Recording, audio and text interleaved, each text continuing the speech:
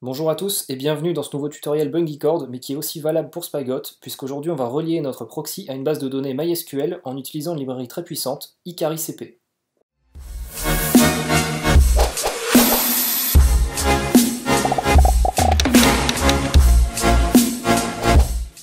Dans le dernier épisode, on avait créé et géré nous-mêmes notre connexion à MySQL, et c'était déjà plutôt pas mal.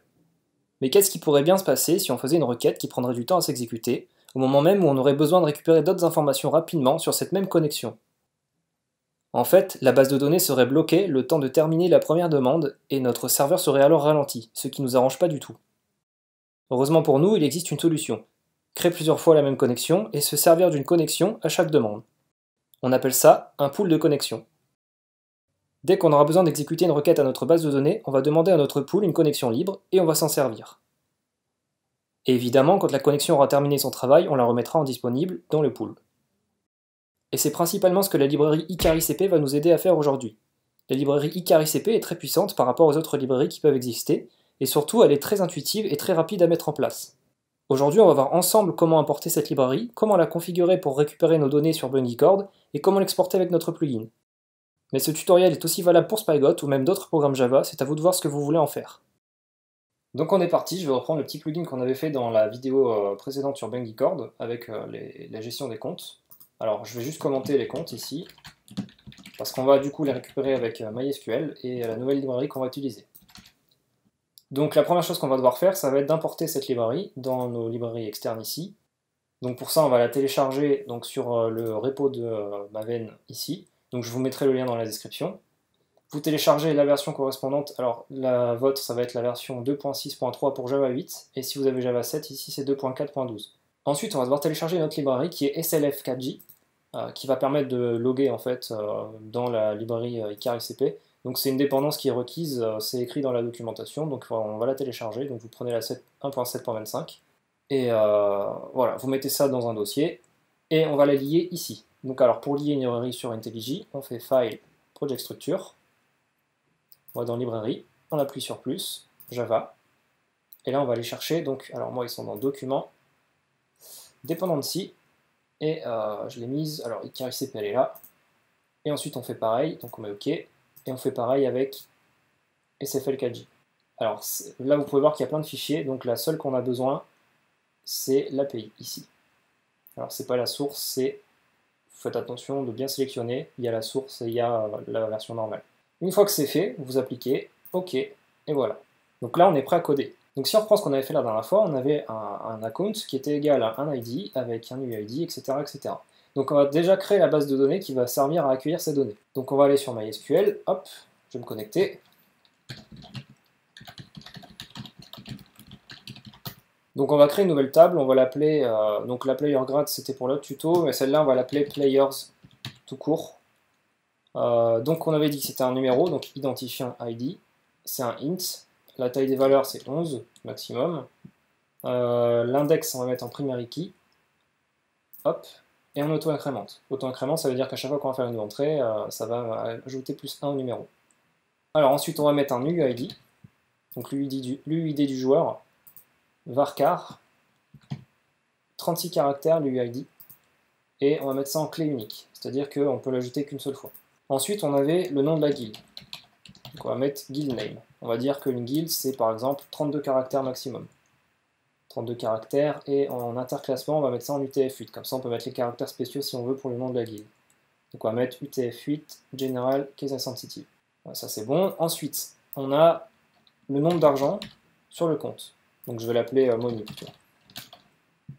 Donc ça on va mettre un décimal, et le décimal ça va être 2 chiffres après la virgule.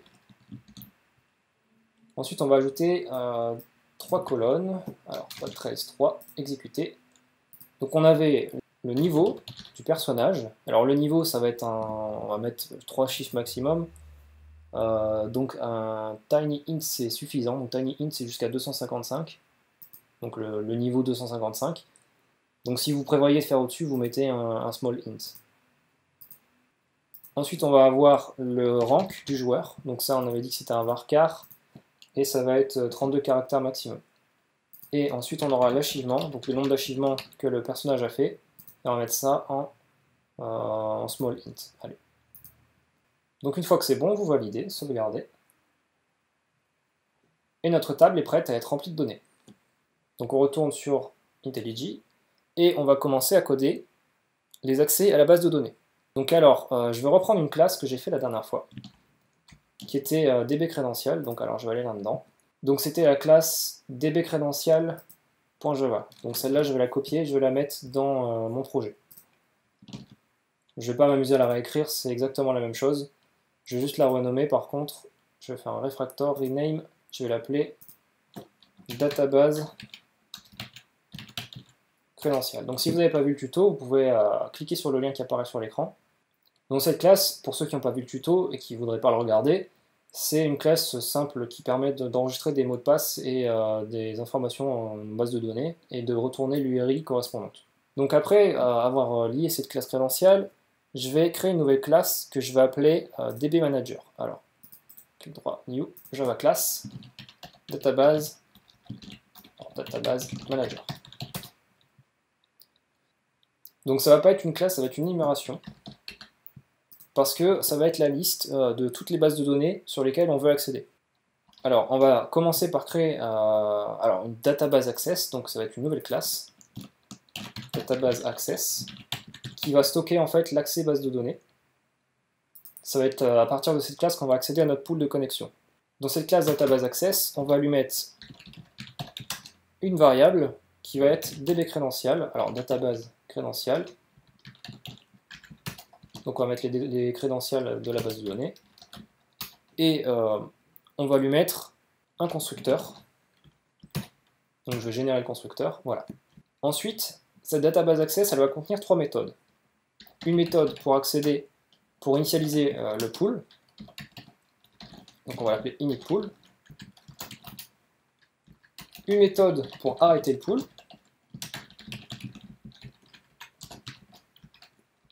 Et une méthode pour récupérer une connexion. Connexion, donc c'est Java SQL connexion. Get connexion. Donc un pool de connexion, qu'est-ce que c'est? En gros, sur ICARICP, un pool de connexion, c'est juste une variable. Donc c'est vraiment très simple. La variable, elle s'appelle Icari Data Source. Donc on va mettre Icari Data Source, hop. Et cette variable, on va devoir l'initialiser quand on initialise le pool. Alors pour ça, on va faire une petite méthode à part, private, void, setup, ICARICP. Donc c'est ici qu'on va initialiser ICARICP. Pour initialiser ICARICP, on va devoir créer une Icari config. Donc final Icari config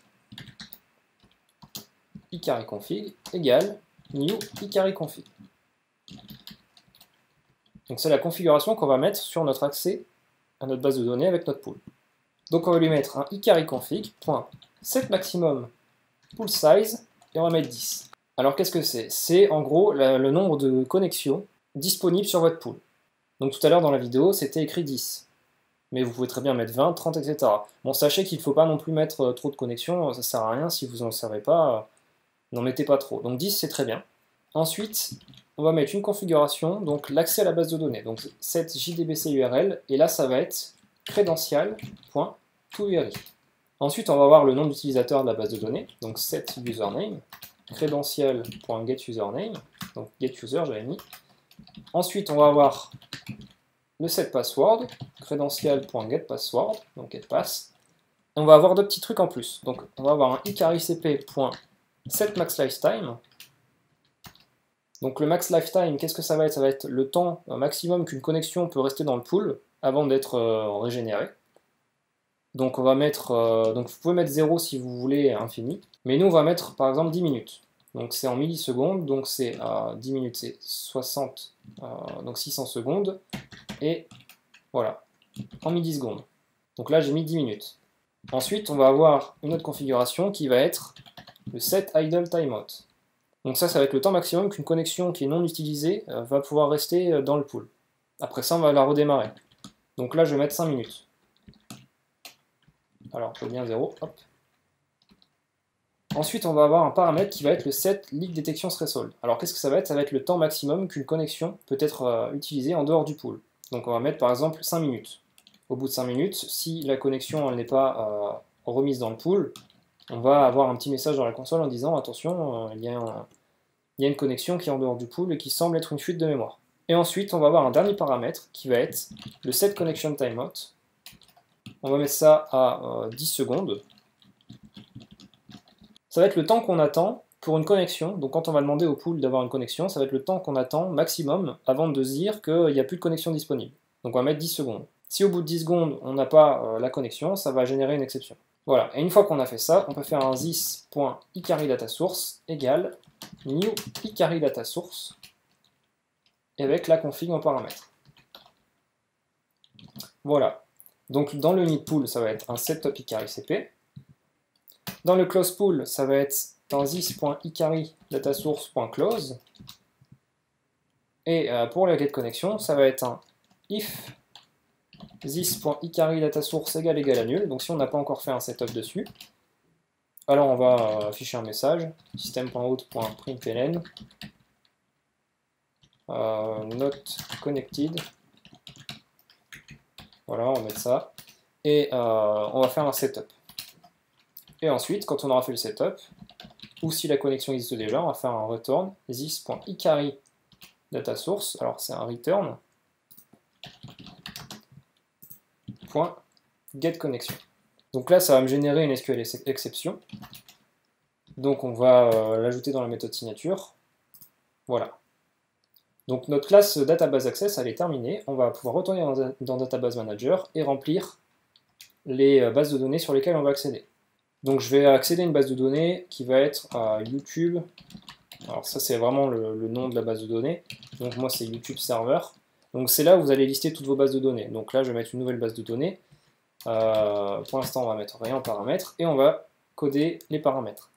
Donc on va faire le constructeur. Donc le constructeur d'une énumération, ça va être sans mots-clés, database manager, et on va passer dedans les crédentials. Donc ça va être une database crédential.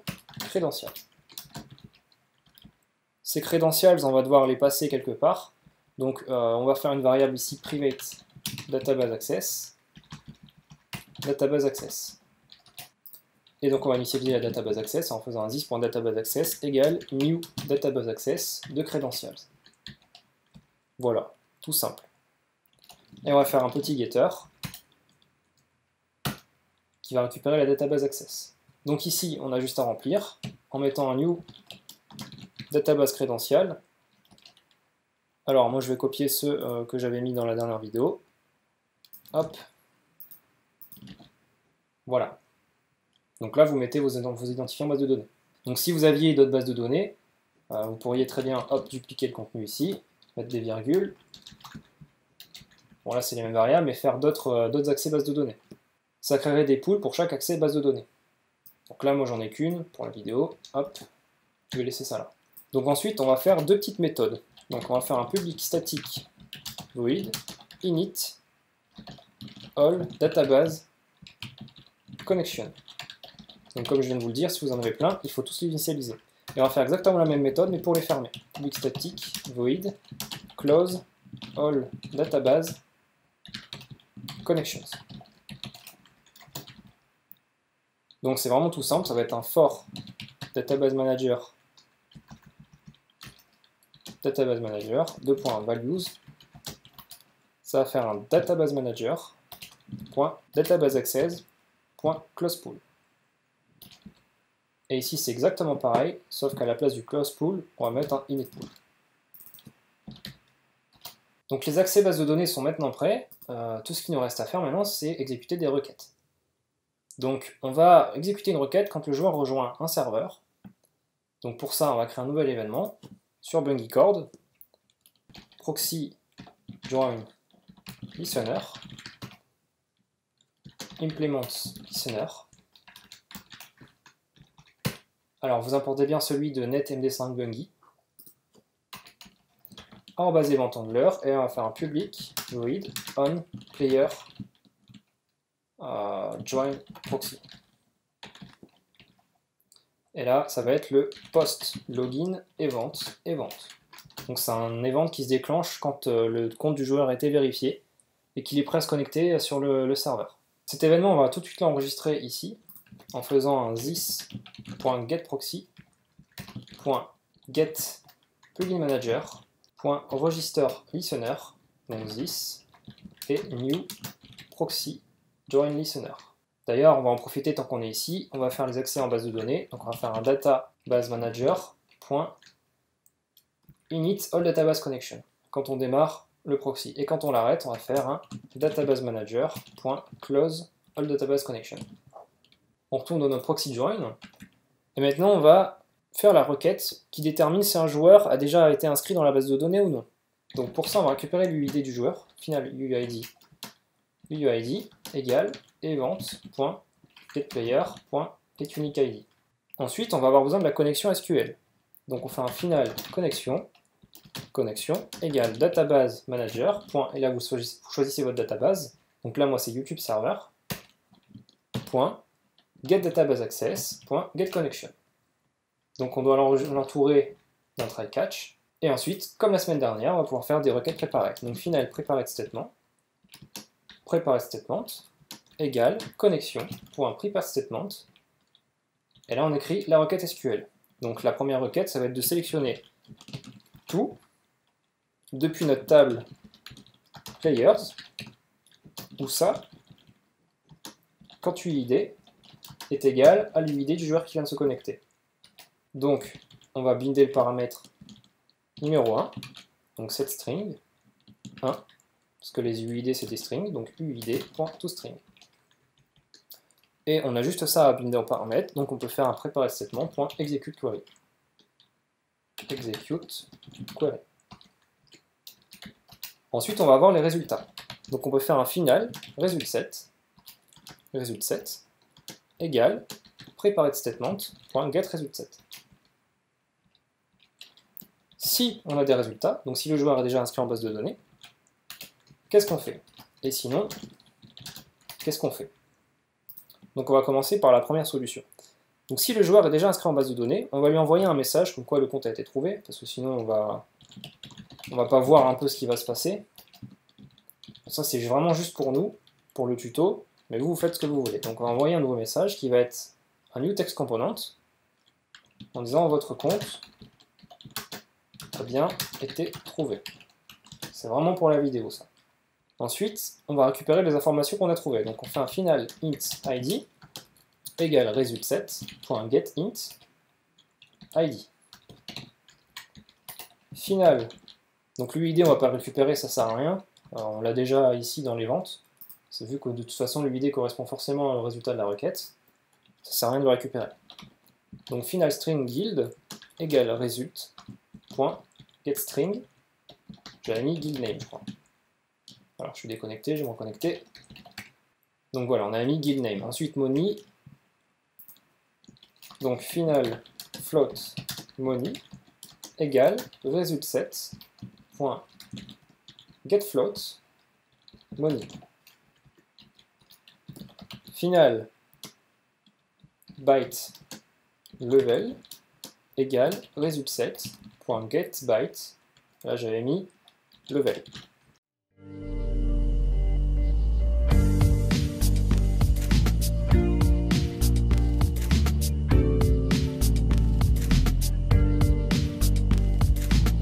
Donc vous faites ça pour toutes les colonnes, et vous faites bien attention de récupérer les bonnes données avec les bons typages.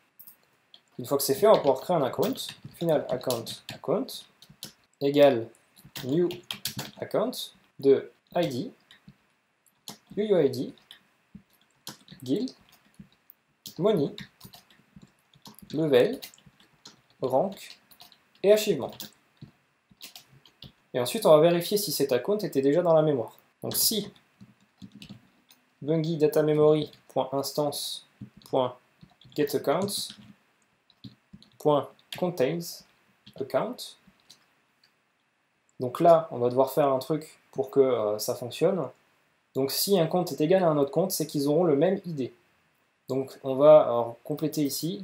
Donc on va remplir ici avec une méthode qui existe déjà dans tous les objets, qui est la méthode equals, object O, qui permet de déterminer si deux objets sont identiques. Donc si l'objet sur lequel on veut tester est égal à nul,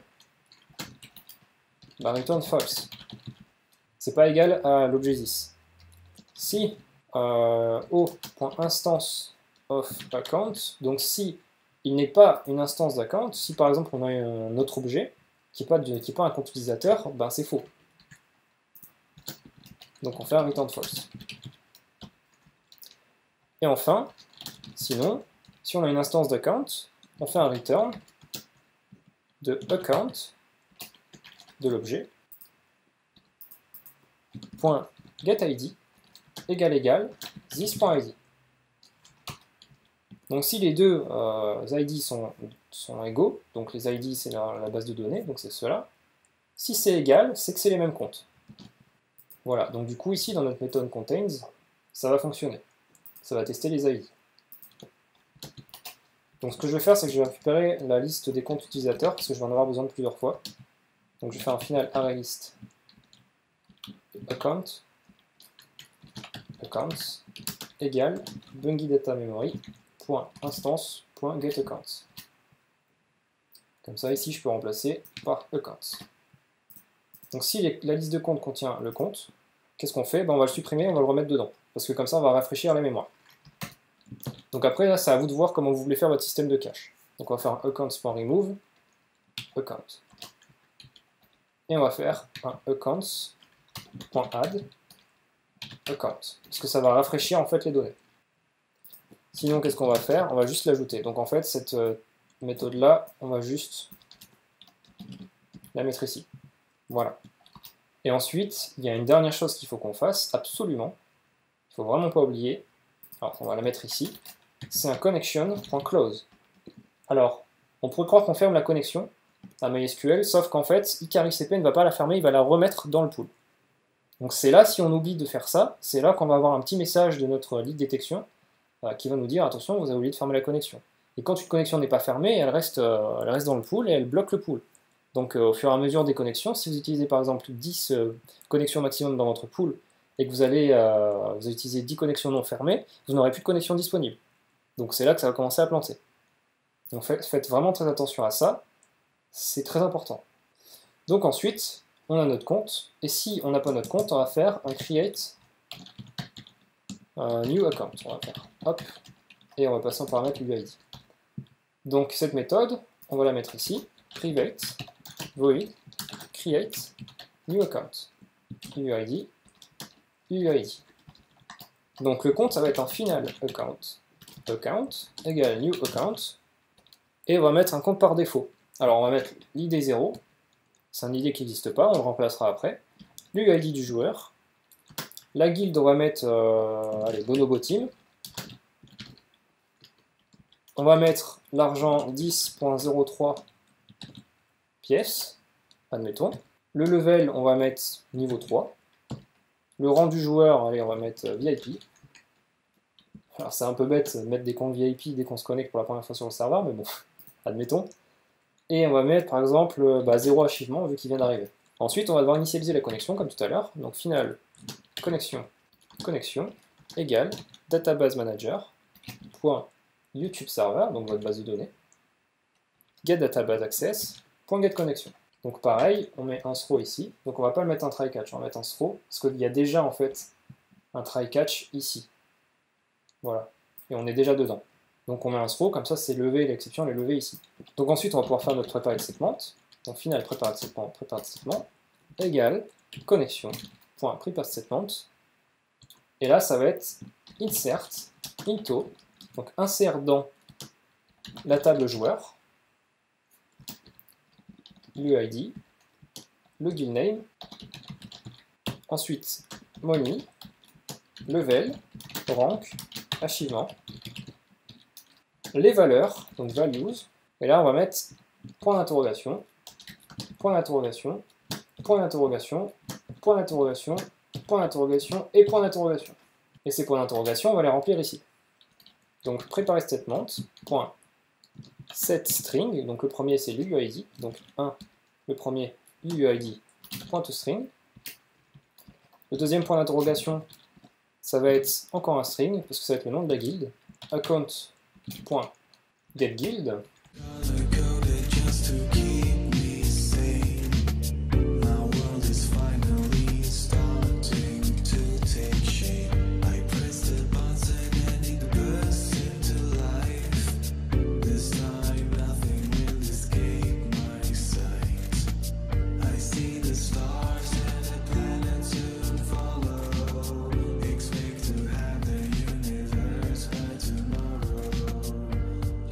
Vous faites pareil pour toutes les données du compte, en prenant garde de bien caster quand il faut caster, et de bien mettre les bons typages sur la base de données.